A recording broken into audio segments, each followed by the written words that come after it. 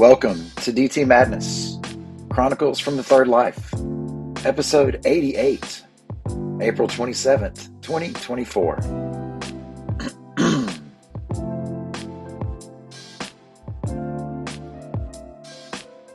So glad you could make it.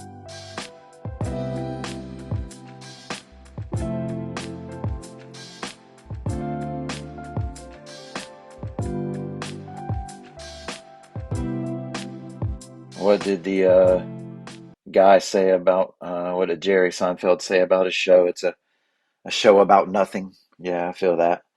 Um, a lot about nothing maybe here on episode 88 of The Madness. But good Saturday morning to you. Um, so just some random thoughts to get it going, and then maybe a transition into a new segment, maybe um, here on the podcast. I might have said this, I think I did, over 3,000 listens now. That really is amazing, and I really appreciate those of you who consistently not only listen but reach out and even text some during while you're listening. Um, yeah, that's pretty cool. Um, a couple of things that just kind of gave me some feels this week as we begin to wrap up the school year, and another season, so called, of life um, comes to whatever is next up, kind of thing.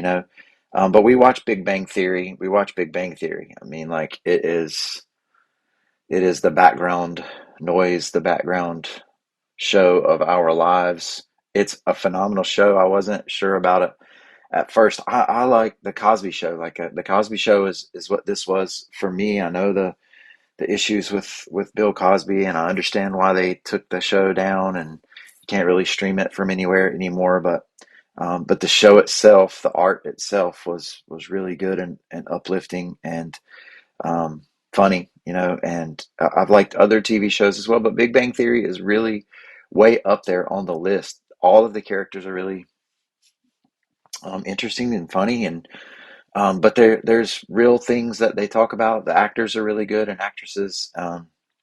But there's a scene where Sheldon is going to they're throwing a birthday party for him, and he goes in, and it's a surprise party, and he gets really overwhelmed and has a semi panic attack and has to run back, and he's sitting in his bathroom on the shower with his periodic table shower curtain. We had one of those for a minute.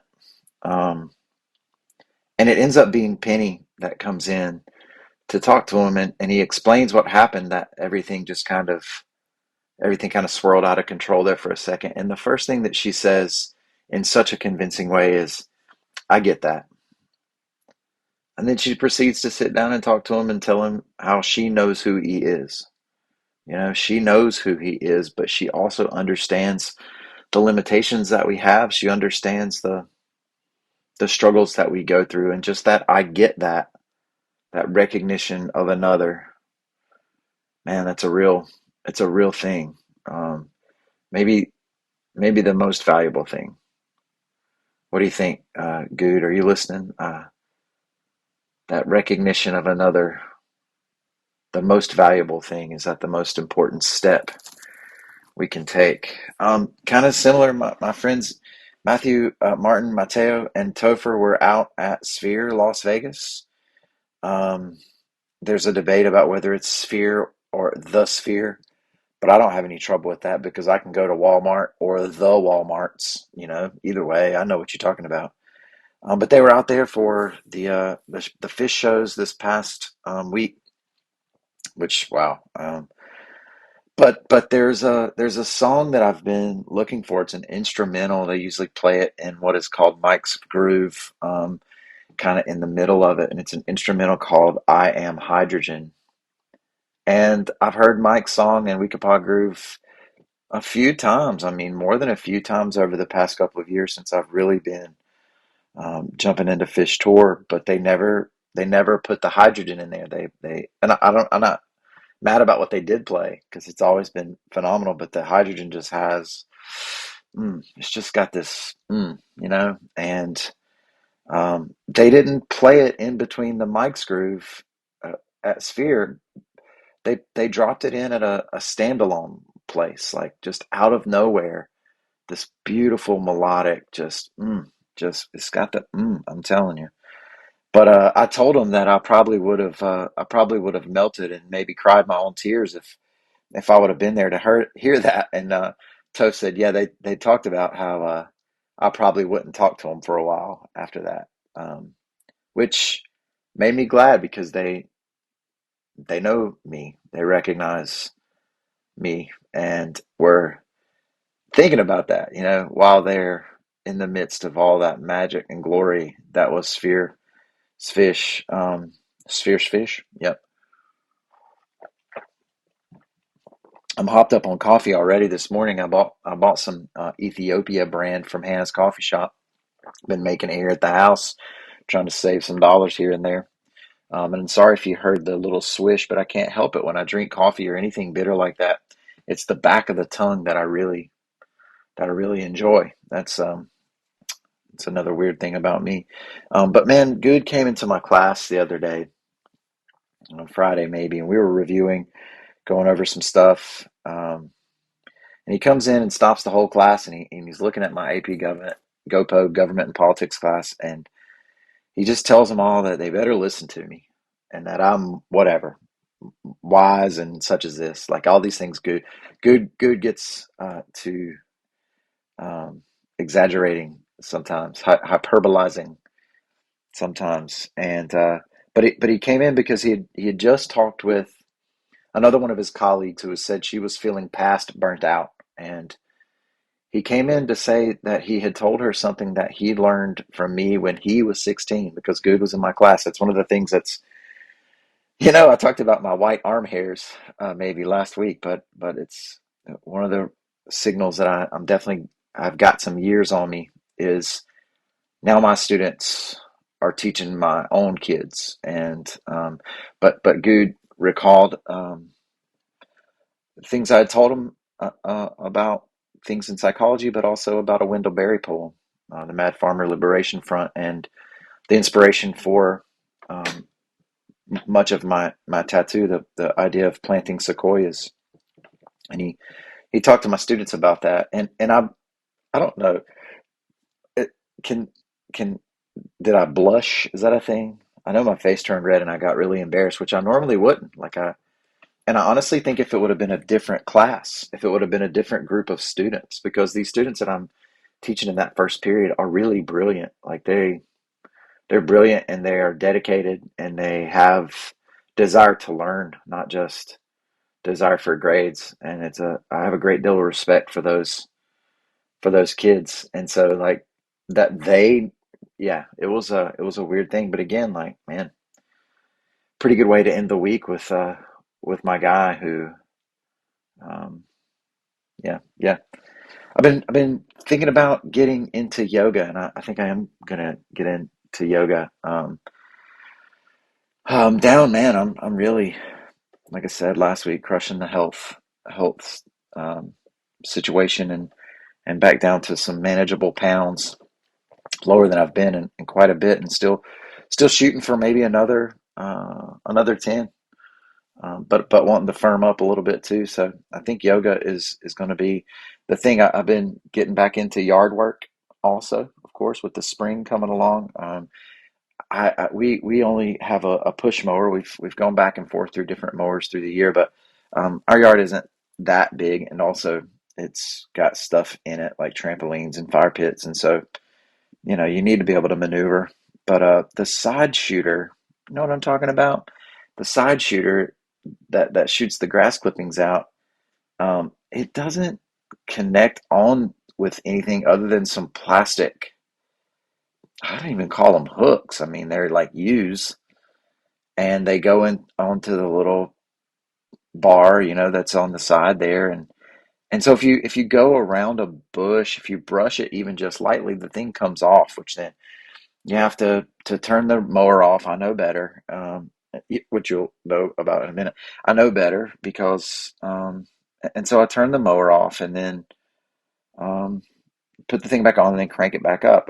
But this past time I was mowing around a bush, and I guess I didn't notice that it had come off, and it must have been a thing where I had to lift the mower up to get onto some high grass or over some sticks or a stump or something like that, like a tree root.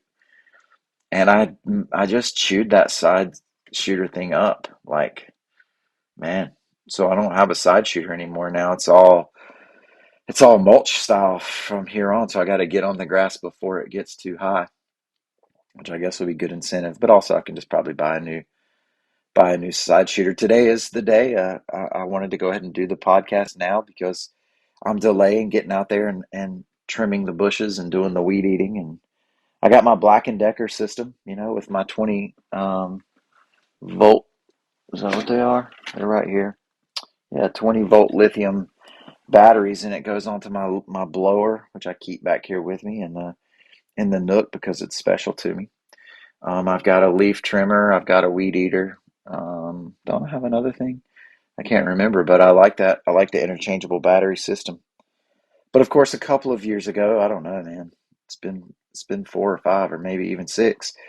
I always know that it's this time of year when it gets to be time to trim the bushes because a couple of years ago I was doing it, and I mean 2 hours, man, just really getting into it, doing work, like doing serious yard work. And at the very end, I got the electric hedge trimmers, and I try to go one-handed to get around. I get an angle, but I was 2 hours in, I guess, and I wasn't paying attention, and instead I chopped my ring finger off, the tip of my ring finger, and yeah, it's still like that. Like I can't press down on guitar strings with that thing anymore. It hurts. There's a little divot in there, and it was a compound fracture, which they said I would, if I didn't keep it clean, I would get the bone rot, which bone rot sounds like a pretty awesome death metal band. It probably already is. But I just remember because this is right before I go down to do AP reading, and I was going to Tampa, and I had to fly with this big splint on my finger and make sure to keep it clean and hold it up the whole time while I was reading AP Psych um, exams, and that's coming up too. Now I do it online, just because I don't have to travel, and I can make more money doing it online because there isn't a set number of hours that I have to work. And so I just log on and score all day long. I log on and grade all day long. Um, so yeah, I'm about to do that, and excited because next week is the last week of AP preparation, and then a week from Monday, AP government happens, and then Tuesday AP seminar, and then the following Thursday is AP psychology, and Sydney has her chemistry exam on Monday, and Isaac um, has his human geo on the Tuesday, and then we'll be kind of cruising towards the end. Although we thought tennis was over, but it isn't. I'm scheduled to go see the Ballroom Thieves in Greenville with my guy Rory. Really was looking forward to it, except for we found out that we are going to get a wild card bid into the dual team tennis tournament because our RPI, our power rankings or whatever, we're good enough. We're 21. We're ranked 21, and 32 people get in, 32 teams. And so we're going to be doing tennis um, on Wednesday now. So that's a thing, and I'm excited about that. But I do hate to miss the Thieves and Rory. Although honestly, it may be a it may be a benefit because I'm pretty sleepy. I'm definitely a morning person now. I recognize that. Like I love to get up in the morning, and I get so much stuff done in the morning.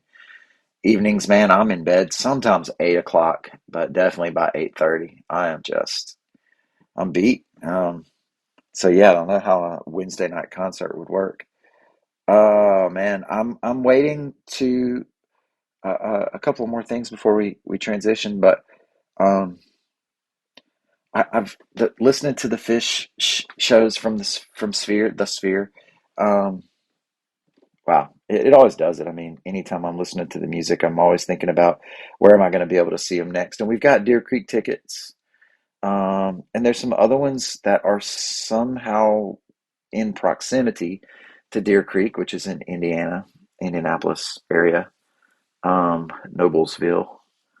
There's a St. Louis show, but that one's tricky because Sarah is going with me to Deer Creek, and so if I went over to St. Louis to see my guy Topher and David, then I'd have to come back from St. Louis to pick up Sarah before we headed up to Indianapolis. I know these are just tragic problems. Um, but yeah, so the rumors for the fall tour, there's an Alpharetta rumor out there for October. And so I'm hoping that maybe they'll drop a Charlotte and a Raleigh in there as well. And if that's the case, then I'll just, yeah, that'll be amazing. That'll be great. Those dates won't be announced until the end of June. So I'm going to hold out. I'm going to hold out. But if at the end of June those rumors don't come true, then I'm going to seriously start looking at potentially how can I get to Boston or Connecticut. And I know I have a fishing problem, but it's better than the problems I've had in the past. But so yeah, we'll see what happens, and there's always the potential that I'll just really hold out, and maybe me and David will hit up the Madison Square Garden once again. We'll check it out. But let's before I was almost about to hit the division to head to what will be a second half. But we could just say this. I just want to let you know that my move goals did come unstuck, and I just messed around on my Apple Watch. I don't know if that helped or not, or if it just happened. But yeah, I got off of 309 and now up to 320, poised for 321. When I get to 365, I get that special badge, and that is something I'm looking forward to.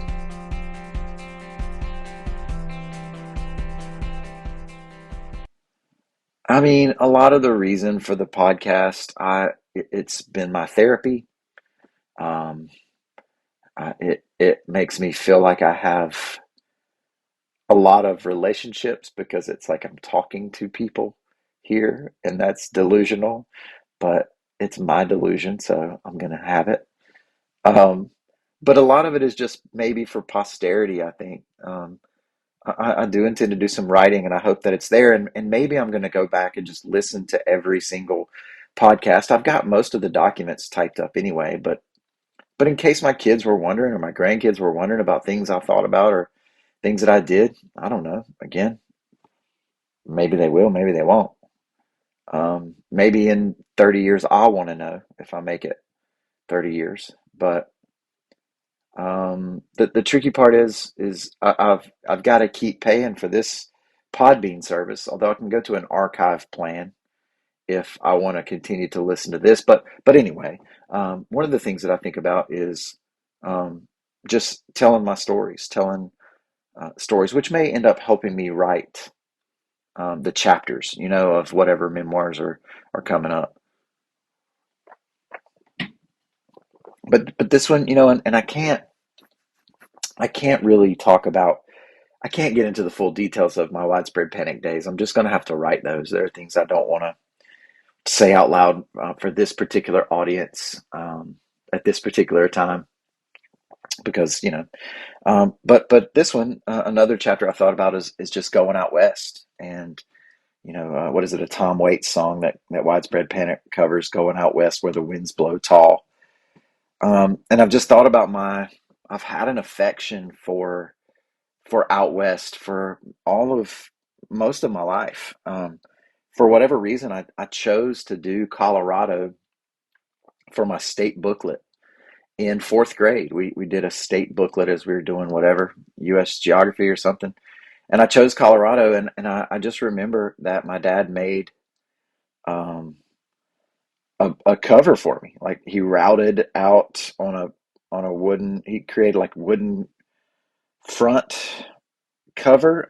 Maybe it was a back cover, maybe it was just a front cover, but he routed out, the state of Colorado, and then wrote Colorado in there as well with the router. And man, I don't know. If that one's up in the attic, that would be something. My mom's always saying, "See, aren't you glad I save all this stuff?" And that would be something that would be cool to if I could find that Colorado state booklet to hang up somewhere. But I've always just been fascinated with out west. Maybe it was because of, or also related to that. Every the afternoon games when I was younger tended to be the Broncos. Sunday afternoon games tended to be the Broncos, and that's the old school orange.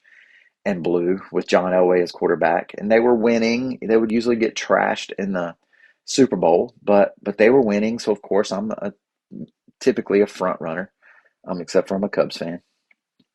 But I love that orange and blue, and maybe that's part of why I liked out west as well. But then it wasn't until when I was a junior, the summer after my junior year, which is weird to think that that is where Sydney is now.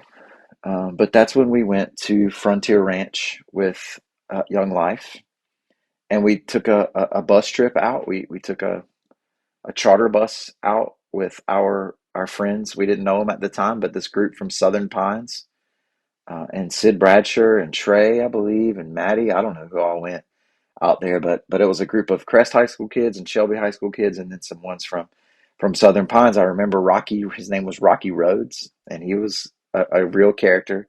And Mike and Tyson and Trista, man, what a group! We still keep up with some of those people and did for a little while, consistently. There was a heat wave. It was the summer of of '95, and there was a heat wave that summer. And I just remember we were smelling rough because I think the air conditioner on the bus went out, and so we had to stop off and take showers at a Y, maybe in St. Louis. I know we saw the Arch. We did some other touristy things like go to this cowboy restaurant where they give you a tie, but then they cut it off. And I don't know why I remember that. I don't really remember a whole bunch of other touristy things that we did on the way out or on the way back. It was mostly just being on the bus. Um, but we got to Frontier Ranch, and man, it was just an amazing camp. I loved going to Windy Gap here in North Carolina, and I remember, it was frisbee golf there. They didn't have the discs. It really was you were playing with frisbees, but I just remember one hole. If you threw it, it would go all the way down into the valley if you angled it wrong. Um, I guess they just accounted for that, and maybe somebody went down to the bottom of the mountain and picked those up and brought them back up once in a while. I remember rappelling and this one girl getting her hair stuck, and the rumors were that she ended up with third degree sunburn because it took so long for them to get her down with her. I don't know if that seems unlikely. At that point, don't you just cut the hair anyway? Um, but yeah, I mean, like those kinds of things. The clubs were really fun. I remember one of my friends smuggled in some rum. I wasn't that guy yet, and so I wasn't partaking of that. Although I think we did. No, I think that was the other guy that brought some cigars in. But anyway, so stupid kids, but just beautiful, man, just beautiful. We hiked up to whatever peak it was. I don't know if it was Pikes Peak. I don't know what it was out there, but just snow-capped mountains in July. Foolish 17-year-old boys who thought we were there, and so we started sprinting, only to realize it was a bluff, and so we're completely gassed. But we did make it to the top, and just the panoramic views, the idealism of youth, man, the sunsets up there. Oh, it's just beautiful. It really is just a whole different kind of beauty. I love North Carolina. Um, the second time I got to go out was with Dr. Coates when my first freshman year at no, my second freshman year, my first freshman year at Gardner Webb. I took an outdoor adventures class, and like we would learn to canoe in the lake at Gardner Webb, which was funny because we didn't want to fall out because the lake was so gross. But we did rappelling and we did those types of things in that class. Um, and then the culmination was we were able to go on a trip out west to work at the national parks, and we hitched up a wagon to a 15 passenger van, and we rolled into Maryville, Tennessee, um, to meet up with the other part of the group that was going. I can't remember that professor's name. I can see his face at this moment, but I can't remember his name.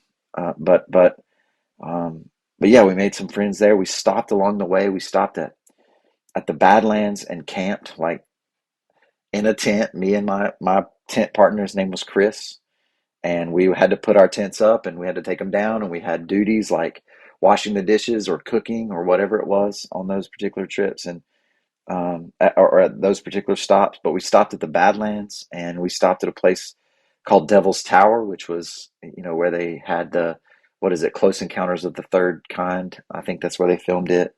But the moonrise and all that, as we hiked up to the base of Devil's Tower that night, is one of the spectacular scenes of my life. Um, we went to Little Bighorn, where General Custer and his men were wiped out. Um, I was, I was writing and reading. I was keeping a journal. I still have it. I love to go back and look at it sometimes because even then, when I was whatever, 19, 20, I was writing about beauty and truth and goodness, and I was reading Zen and the Art of Motorcycle Maintenance, and I tried to read on the road. I was listening to the professor from Maryville talk about Black Elk and Black Elk Speaks, and just really that idealism. I saw a quote from Seneca that says, "Hang on to your youthful enthusiasms. You'll be able to use them better when you're older." I posted that on Instagram the other day, and I thought that could definitely be taken for like in a sexual kind of way. Which, yeah, hey, but what I meant by it was this type of idealism, this type of, man, I can change the world. I can make things better. I can make myself better. And I love the quote from Seneca because if you hold on to those enthusiasms, you'll be better able to use them when you're older. And now I see things differently. I've seen things, you know. Anyway, we went to the Corn Palace. How could I forget? We went to the Corn Palace in South Dakota, I believe, and Wall Drug, of course. But where we ended up was at Yellowstone Park, and we got to explore a little bit, but we were there to work. And what our task was at Yellowstone was to pave um, the asphalt walkway that leads to the mud pits, which are sulfurous, so we had that smell. But I mean, we worked our tails off because again, we're 20 or 19 and we're just idealistic, and we got that junk done, and we got it done well. So much so that it was a 5 day task and we finished it half the time. And so they took us on a 30-minute boat ride on Yellowstone Lake to this remote island where they keep their horses. Um, I don't know what that even means, but we were there to build a horse corral. And I remember when we put the tents up on that island, we were coating ourselves in 100% DEET because the mosquitoes were enormous and hungry. And I realized what that stuff did to my skin because we sprayed some on our tent just to try to keep them from coming in the doors, and it actually ate through the fabric of the tent, which was no good. But man, out there the rangers made us elk tacos, and we ate lake trout, and just unbelievable, just so good. And we went out onto the dock, and as we were out on the dock, me and my friend Amy with an E, and Dustin, who had long hair like Sam's, as I'm picturing him in my mind, it's Sam. Dustin was in so many ways, that guy, and what was his name? Scott, I believe his name was Scott, um, and Chris. We were all out there on the dock at night, just it's the thing about I wish that we didn't have so much light pollution. I wish we could really experience the stars like we were able to experience on that night. And not only that, but we got to witness Aurora Borealis, the Northern Lights. It was magical.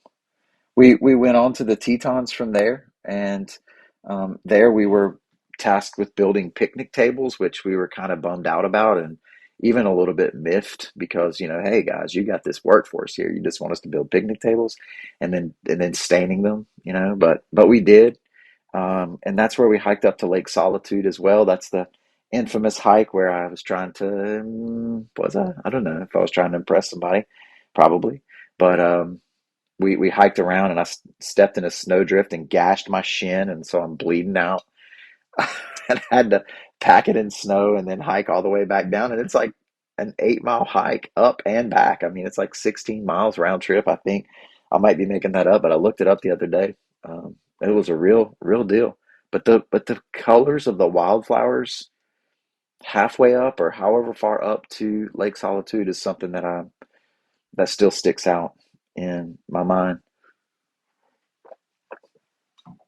The next time I got to go out west was on our honeymoon. We got married in June of 2001, and then a couple days after that, we flew out to San Francisco. We ate at Harris's Steakhouse, which is still the best tasting meat beef I've ever had in my life. Creme brulee for dessert. I mean, just overly stuffed. Um, like wow, it was really something. Um, but then we drove up about an hour north of San Francisco. Um, I might be mixed up here. I have that we went. I can't remember. Did we go to the Oakland game? Did we go to the baseball game then or later? I'm going to say that it was later, and then Sarah can correct me if she remembers. Um, but we drove up an hour to a place called Point Reyes, and it is billed as the windiest point on the West Coast. And we ate at this cool restaurant, and we walked out to the point, and where there's an awesome lighthouse, and you really can lean against the wind, and it will buffet you, it will hold you up. But just ocean on all sides. Oh man, just amazing, and just phenomenal views. Love it so much out west. That's why I'm telling all these stories. That's because I really do have a love affair with that area of our country. Um, we took refuge in our yurt for a couple of days, and then we drove around some. We drove to see the redwoods, and wow, you know, wow. It's again, it's part of my tattoo. It's part of who I am to see the majesty of those types of trees, and then to consider, is it worth planting a seed of a tree that you're never going to see uh, it really come to fruition? But yes, I'm babbling.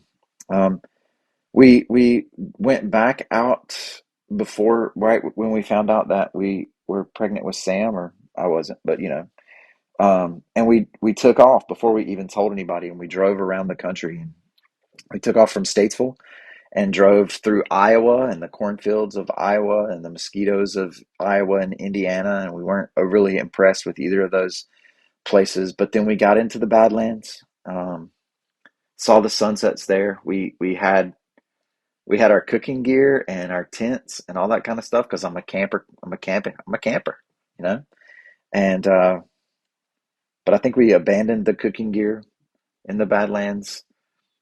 There were grub worms or something that got into some of that stuff, and or also maybe it was just like, yeah, we're gonna go to the cafe around the way and not worry about trying to cook up some beans or whatever it was we had going on. Um, we went to Rushmore. I remember going to Mount Rushmore, and I know we took the pictures where we were the fifth head and all that kind of stuff. And I can't remember exactly the order of which things we hit while we were on the way. I could look back because I still have the folder full of MapQuest's maps that I had printed out and organized and arranged ahead of time so that I knew exactly where we were going and when we would get there. And I had the whole thing plotted out because I'm a planner. I do. I'm a planner. I know that when we got to Yellowstone, we were able to get our car fixed in West Yellowstone because it was overheating. Um, and it was my sister's car. She let us drive it around. Um, but you know what? Speaking of that, I left one.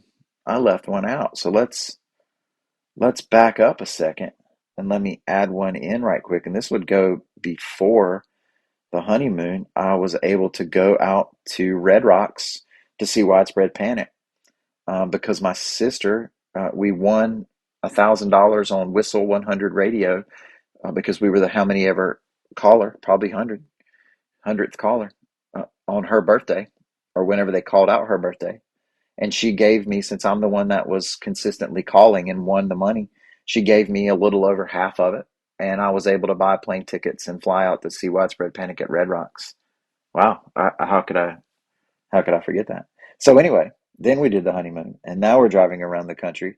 And my sister did let us drive the car, and we got it fixed there. We went to see the geysers and all the amazing things that are in Yellowstone. But then the thing that sticks out is we wanted to see a moose But to see the moose, we were in West Yellowstone, and the moose is typically in East Yellowstone, and that's at dusk. And so we drove through the park um, to get to northeast Yellowstone at dusk. We did it. We saw the moose, and that was awesome. Except for the problem was is now we've got to drive back through the park at night, and that junk was wild because the smoke from the geysers and the pits is out there, and the eyes of all the different packs of animals that are around bison and wolf. And I don't know about wolves, but bison and elk and all that kind of stuff. And like, dude, if you run into one of those things, you're just going to be stuck in the park for a while, because most rational people aren't driving back through the park. So we went about 5 or 10 miles an hour all the way back through the park. It took a long time, but we did see the moose.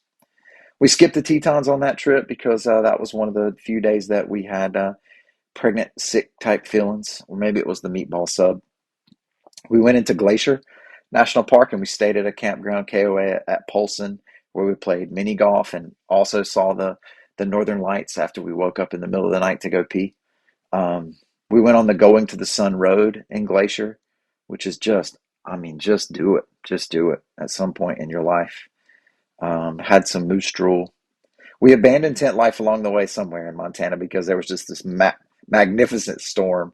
And, I mean, I'm just trying to protect my pregnant wife here, of course. Like I would have been a tent camper the whole way. I'm a roughing it kind of guy. So, yeah, okay. We drove through Idaho, which was beautiful, and into eastern Washington, which wasn't. We then went down the Oregon coast, which is one of the top few places that if I was going to move somewhere, I would want to go there. I mean, just absolutely beautiful, and super chill. Down into California, saw the redwoods again, and drove through that tree that you can drive through, and back to the Point Reyes and the steakhouse again. And this is where I think we went to see the baseball game, with Barry Bonds. It was the Giants at Oakland. Um, we drove from there over to the Grand Canyon, and then I was like, okay, whatever. Um, I should go back there one day and see how awesome it is, but I didn't. And then we just kind of drove home from there, and really back in 2 days from the Grand Canyon through a massive rainstorm, like all the way from the canyon to into Arkansas, and that was wild. That was some tension. And then back home, we went back again for our 10th anniversary. We flew out to LA and we shacked up at a Malibu resort for a couple of days and pretended like we really had it like that and talked about our $3 million real estate deals and just had a good time pretending. We saw widespread panic at the Wiltern. We were going to go for 2 nights, but then we took this boat ride out to sea, whatever, man. I don't know. It was definitely a letdown. I think we saw some dolphins jumping or something, but whatever rock was supposed to be awesome out there, it wasn't. But also, I was about to uke my guts off the back of the boat because I got super seasick. And that combined with the intense anxiety I had back in, what was that, 2011. Um, we decided to drive back. We traded in our plane ticket for a rental car and drove for 36 hours. And I recognize how stupid that is and how much safer it would have been to fly. But we drove from 36 hours because we drove all night from LA. And then by the time the sun rose and we were on our way, we're just like, well, dang, we can't get into a hotel until, at least after lunch. And so we called the rental car people, and they said if you get back a couple days early, then you'll save the hundreds of dollars or whatever. So then it became the amazing race for us, and we would stop real fast for gas and get food like Arby's or just something nasty, and then we would just roll on. And we drove, kept on driving, and we drove, and we were riding into Nashville, and it started. We hit traffic in Nashville because we had to get back by midnight or whatever, to get the refund, and it slowed us down in Nashville, and then we got slowed down again in Knoxville with a rainstorm, and then 30 something hours in, we're going through the North Carolina mountains on I-40, and the way the kudzu was covering the tree, I thought I saw a gopher, um, and like But really, I thought it was a giant gopher. And that's when Sarah was like, "Yeah, I'm going to need you to get out and let me drive." We drove all the way back and then had to pass through Shelby and go back to the airport because, of course, we had flown from there and that's where our car van was. But we drove from LA to Charlotte in 36 hours and we didn't stop other than for gas. And that would, if I was going to live to be 75, then I'm probably only going to make it to be 72 now. We went back. I've talked about it, and just a few more. I'm wrapping up. We're gonna go along for a story about nothing here. We went out to the Red Rocks again to see the Avett Brothers. Sarah had a conference out there, and so we got a free hotel. Um, and I flew out at this point separate, and that's still kind of what we do. Um, I'm over a whole lot of my anxiety, but I still have my own irrational fears and arbitrary stands, and so I don't tend to want to fly on the same airplane as her, so that if one of us goes down, it's morbid and stuff like that. Um, but yeah, we went out to Red Rocks to see the Avett Brothers, which was super healing, and my feet were sweating way too much, at least in my view, after hanging out at some of the places that you could hang out in Denver. Um, but we went to some cool Denver towns. I was trying to remember the name of that thing, but now I can't. Um, but yeah, just really awesome to be out there and to be at Red Rocks and to see the man. I just love it, and so I do. I want to go back, and our plan is to do that next summer. To go back for the Avets in 2025 for Sydney's 18th birthday trip. Sam and I went to New York to see Fish and the Mets and Phantom, and we're hoping to travel out west next summer to see the Avets. And then you know what? AP government reading is in Salt Lake City, and I've never been to Utah, and I've never been to Nevada, and New Mexico, the arches and the all that kind of stuff out there, Bryce and all that. I do want to see it again someday, but man, Montana, that sky, just the blue of Colorado and the white cap mountains, man, I do. I do love it out there, and hope to make it back very soon. Well, if you made it this far, thanks for listening. This is, of course, a Church of Six production, which I do want you to understand that the Church of Six is not about being exclusive. And so, if that's what you've got in your mind, then you've got it wrong. There are five of us in my family, and so the six isn't just one more, even though David is the original member of the six. The six is you. And so I hope you realize that. I hope you recognize that. There's been some misconception. Brought to you by the Bucket of Life, the Rope of Relationship, the Foundation Tower of Stone, and the Wall of Belief, the Token of Hope, and the Magic Rock times one. One received and one given. Nothing divine is desperate, and in order to be, try to never seem. May all your circumstances serve to awaken compassion, and as you go, teach peace.